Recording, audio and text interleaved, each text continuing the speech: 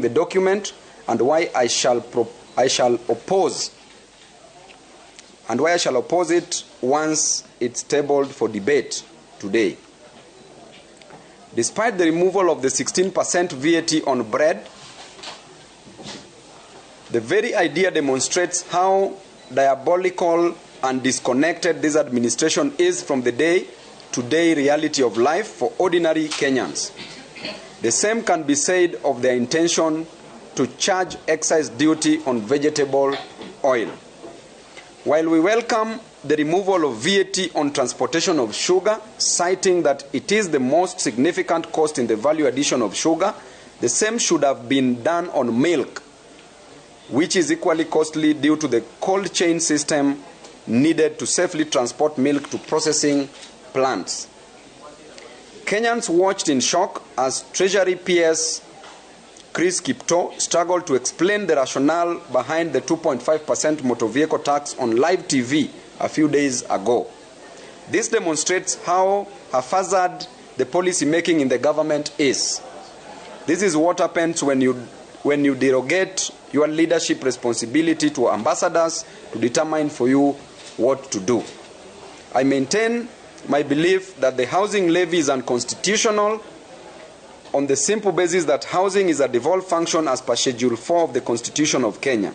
The national government has no business collecting money to build houses, and this is simply a political slush fund to finance Ruto's re-election campaign and 200 million shilling private jets. The eco-levy is being levied on imported finished products. The eco-levy is being levied on imported finished products will place undue burden on the people of Kenya who rely on these products in their day-to-day life. Locally, manufactured products are yet to meet the demand in terms of quality and quantity, and therefore, their exclusion from this levy shall not have the desired impact. Consequently, Kenyans are set to pay more for sanitary towels, diapers, phones, computers, tires, and motorcycles.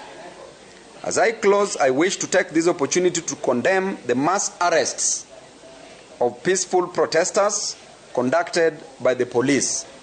This kind of government excess has been overtaken by time and is no longer acceptable.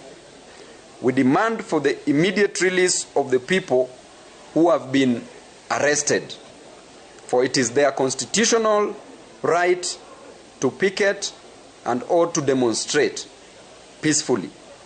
I wish to state it clearly, William Ruto, Kenya is not your personal property, and you will not silence the people. We are giving police 24 hours to release these peaceful protesters without charge, or we will move to court against the Inspector General of Police, Isaac Koome, in his individual capacity for gross violation of the freedom of speech and the right to picket and protest, which is enshrined in our Constitution 2010. As I add, today we have been treated to an exercise, a PR exercise at State House, stating that there are some taxes which were imposed initially in the finance bill that have been dropped.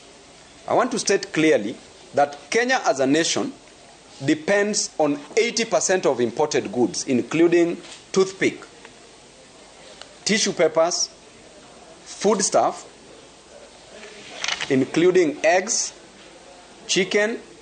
We are importing all these commodities. And therefore, as you purport to only remove the taxation on the locally produced goods, but you still raise the tax on the imports, the imported goods, the person who is going to bear this burden is the common mwananchi, is the boda boda rider, is the mama mboga on the ground, is the common mwananchi who is going to consume all these goods. And therefore, this is still going to raise the cost of living in our country. We are not going to accept to take it lightly, and we are urging Kenyans to still come out in large numbers, congratulating them for the demonstrations that they've held in Nairobi today, And we urge all Kenyans from different parts of this country to come out from every ward, from every constituency, from every sub-county, from every county, and the nationwide demonstrations should be held in a very coordinated way and manner to show this regime that the power belongs to the people. That Article 1 of the Kenyan Constitution gives us the mandate, gives the people the mandate that the sovereignty only belongs to the people and nobody else.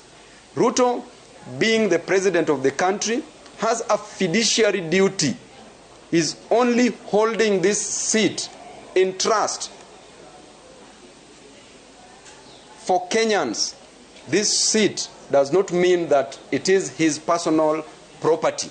And therefore, without the removal of the taxes on the imported goods, which is further going to raise the cost of living, therefore, demonstrations must just proceed as they've started.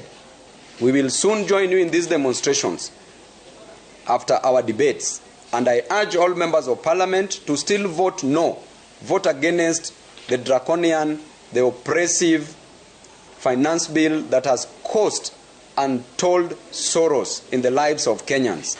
In our education sector, we want education to be made free. We want free education at the high school level. We want free education at the university level. And we also want free health care. We want health to be made free because Kenyans are suffering. It is not just about creating a problem and then having a solution for that problem, as we've experienced today by the president. This cheap PR we will not allow. You are only allowed to rig elections, but you cannot rig an economy. You cannot rig development. And now we are waiting for you. Asante sana.